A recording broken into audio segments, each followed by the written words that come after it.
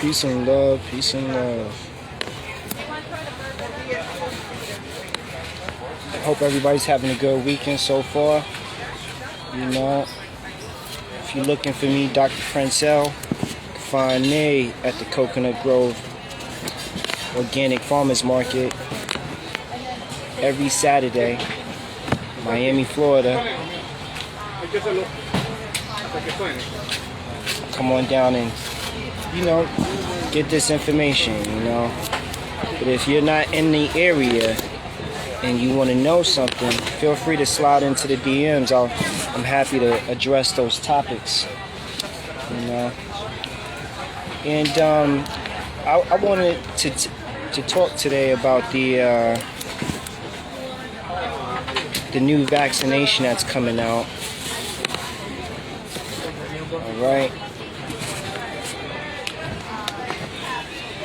And just give a couple of insights on my thoughts about it.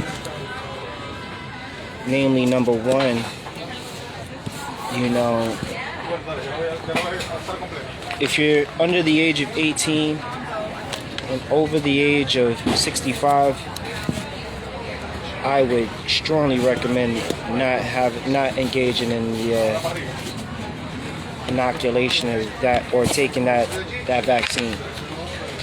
Mostly because your immune systems the immune systems of individuals under the age of 18 and over the age of 65 are either A, in the case of the under 18 category and group, the immune system is not fully developed yet. And I know some people are like, oh yeah, but like after 18 years, a person's immune system isn't fully developed. After 18 years, yes, but under 18, it's still developing, you know. Furthermore, under 18, if an individual is introduced to too many vaccinations in such a short period of time, also known as an aggressive vaccine schedule, then it goes to say that that individual or individuals that fall into that category of being introduced to vaccines at an aggressive schedule would and usually do develop some type of cognitive disorder, all right? So just something to think on, you know. And for the individuals that fall into the age group of being older than 65, well, in some of those instances, especially where pre-existing medical conditions do exist, you know, those individuals may have an immune compromised system, a compromised immune system, all right? And in that compromised immune system, giving them a vaccine could more than likely have an adverse reaction, which could cause other issues, other disorders, all right? So, you know, if the immune system of a person is not fully developed, fully matured, I would definitely suggest, you know, reconsider alternative methods to COVID prevention, you know, namely making sure that those individuals have healthy diets, get great amounts of exercise, plenty of clean air, and, you know, like, the diet is really ultimately it, you know. Like, if a person's diet is poor, you know, then it's likely to say that their health is also going to be poor, you know. It's not until so many people actually come into contact with a life-threatening situation that they then begin to make themselves more aware about the things that could potentially, you know, reach an early death. And nobody wants to do that. Time is ultimately the most important, most valuable factor, you know. So what is it that we're investing our time into becomes a very important thing, you know. It's important to also take into consideration, you know, mental fortitude, you know, having a mindset to deal with the psychological stressors that come along with having to take certain medications, especially within certain populations, you know. And you know, for a lot of the science that's out there, a lot of it is sociological in nature when they're discussing the effects of the vaccination or the likelihood of accepting of the vaccination in certain populations, mostly because those populations are, for lack of a better word, you know, they're the last to get the information in some situations, you know, or they've adopted the social behavior of those that would, in this Western American society, have propagated as being the desired lifestyle or the desired mindset and lifestyle, you know. So a lot of people are, a lot of individuals, you know, don't believe that they need to, that diet is an influential factor in their health. And that's part of the reason why the medical system, for the most part, as it stands now, even though it is definitely changing, is unaware. How you doing? Is unaware of how diet can impact an individual's health. You know, with so many diseases being idiopathic, right? You have to consider what a person's lifestyle is in order to assess where an idiopathic and unknown source of the disease may be originating from, right? And of course, like when it comes to a good percentage of degenerative disorders that mutate and develop, you know, incorrectly generated genetic material, right? Which will then affect the immune system via the endocrine system, through endocrine function, through organ function. Then what we're talking about is a body that is creating its own disease, right? A body that is now creating new programs within itself, new messages within itself to attack healthier cells. And that's really never ever good, you know. That's how autoimmune disorders begin to develop. And for the most part, like in my recent years, you know, like I've been treating a number of autoimmune disorders, and the first place that I'd like to begin is with a person's diet, right? Like what it is that they consume, because certain foods, you know, you gotta understand how the FDA works when it comes to certain foods, right?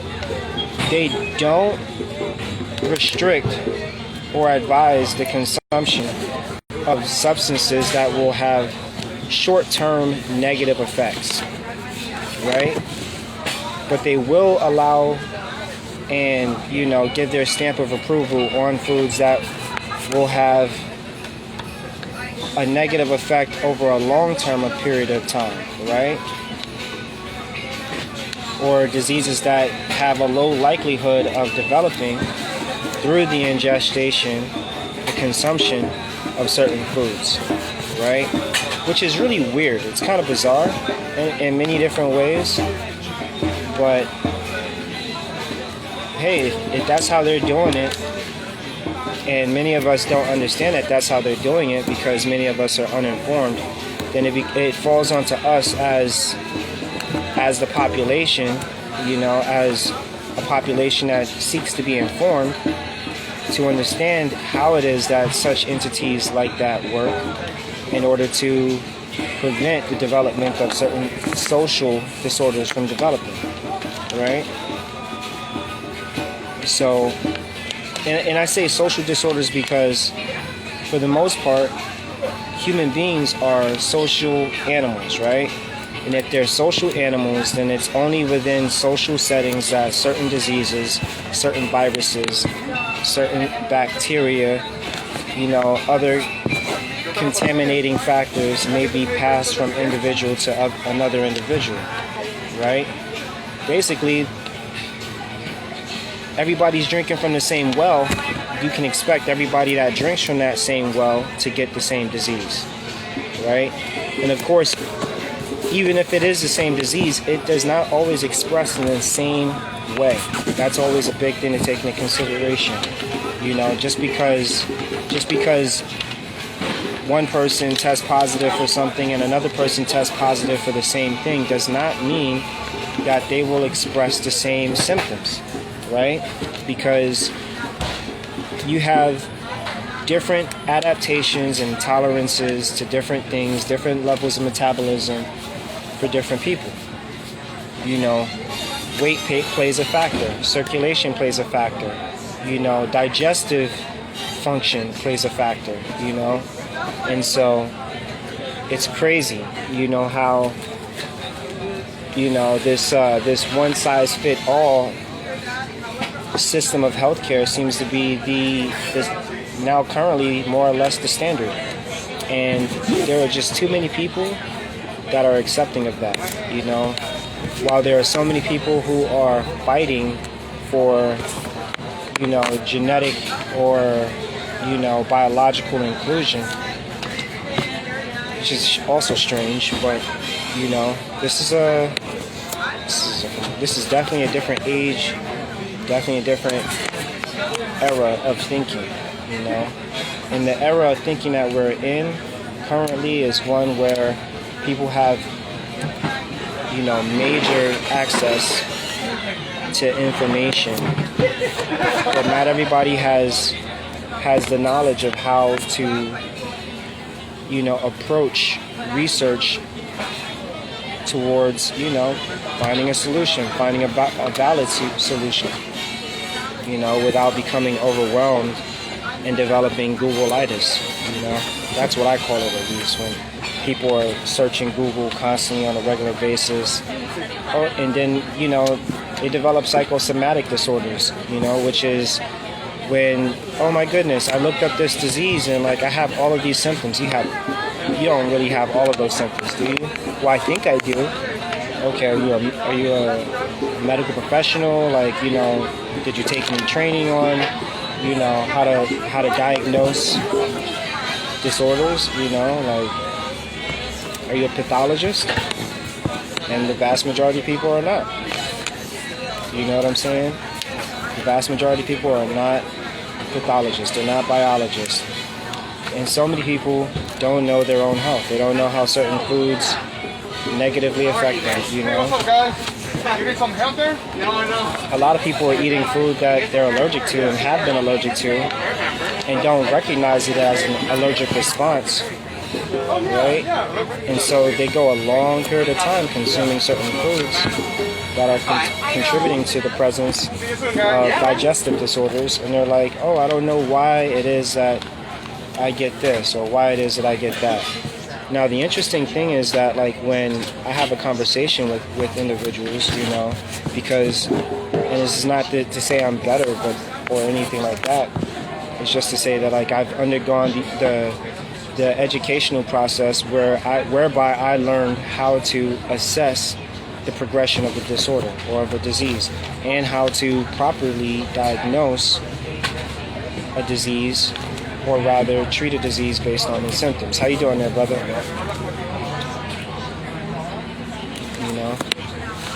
And at the very least, I want to share that information. I'm not really interested in being a sensationalist and promoting a whole bunch of information that incites fear, encourages hysteria or anything else of the sort. I want people to become informed. I want you to know what it is that's going to happen, what it is that you're consuming, right? How it can negatively affect you, right? So something that I really want a lot of people to reconsider or think about in the near future. How you doing? is, what their current possible pre-existing medical conditions may be. If you feel like you don't have any sicknesses, you feel like, oh, I don't ever get sick, well, I want you to think about your family history. I want you to think about, has there been any presence of illness, in the family? If you're a man or a woman, I want you to, consider what your family history of illness has been. If you're under the age of 45 and you still have a father, as a man, you should be looking at your father to see like what kind of disorders or diseases, he may have had, what his father may have had, what his father's father may have had. For the women, same thing. You want to know what kind of disorders and diseases your mother may have had. What diseases and disorders your mother's mother and her mother's mother's mother's mother may have possibly had.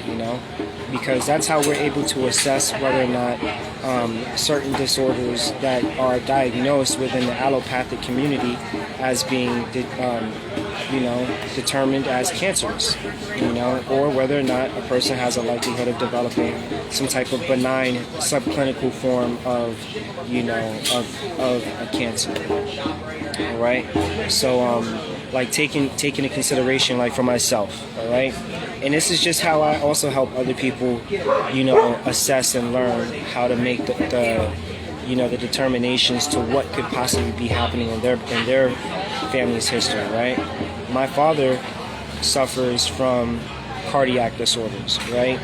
Which is vastly related to his cholesterol as well, which are indicated by high levels of low-density lipids, which have caused them to have heart attacks, have caused them to have strokes. His father also died of cholesterol and cardiac problems as well.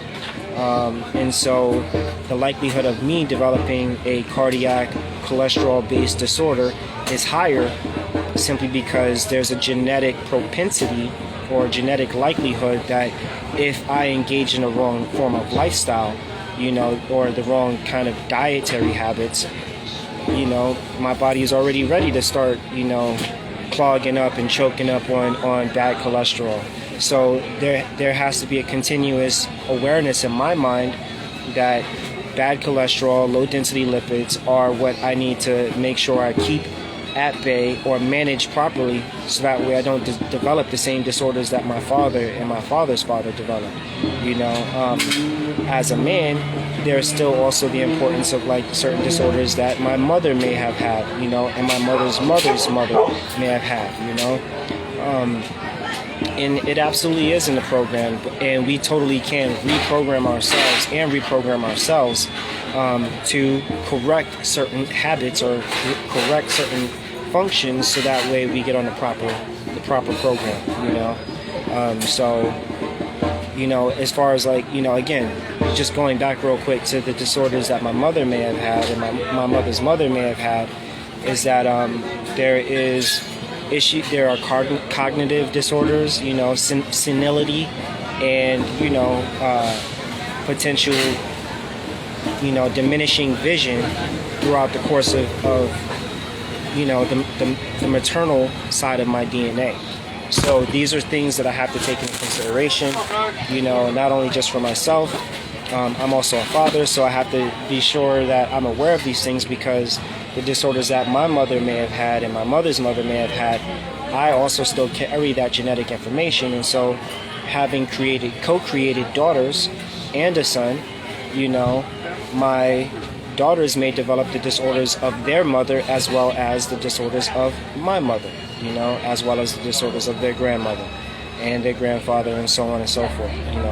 A lot of people are not aware that that the body is composed of 100 trillion specialized cells. 100 trillion, all right? A lot of them, are centered around the production of energy and information, all right? So, if the energy is deficient, if the information is incorrect, it can be corrected, and that's a very simple thing for a lot of people to understand. However, adjusting the lifestyle to where the corrective habits are the primary habits, are the instinctual habits, are is the program that the cells and the organs and the tissues are all, following, then that's what it's got to be. All right. So all that and more to consider for the future. Again, going back to these vaccines, something I didn't touch on was whether or not an individual with pre-existing medical conditions should take the vaccine. And this also will help answer the question for people of whether or not they should take the vaccine, right? So here's for those who are interested, here is what you should consider when you are considering whether or not to accept or reject the vaccine. Spiritual or religious exemptions are no longer allowed.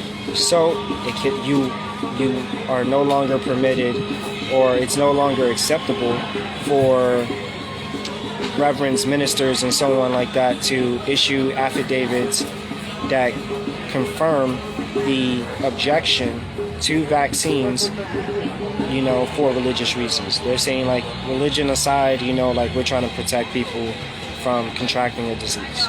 Okay. Granted, I think it's safe to say that everybody's creator would accept the ingestation, the consumption of something that, would heal them and not take them closer to an early grave, right? Because it's not suicidal.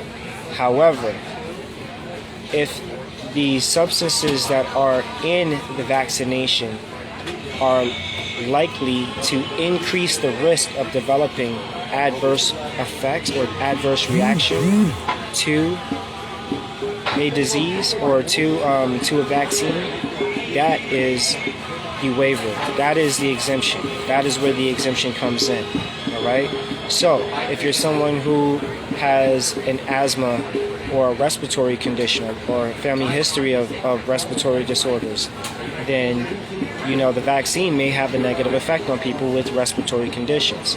All right. It's going to be extremely important for individuals to read the very, very small fine print to see what side effects may arise from the use of certain vaccines. And if those side effects are high, if the risk of those side effects are high, that's your exemption. But look at the small print. It's not. We don't have to argue and fight anybody at this point. The information is already on the vaccine page. Oh, I can't take this. Oh, well, why can't you take this, Mr. L? Well, because this says that increased thoughts of suicide, depression, anxiety, cardiac disorders, circulatory disorders, digestive disorders may arise from the use of this product. And for those reasons, I object, So, all that in mind, I hope that you got some value in what it is that we talked about.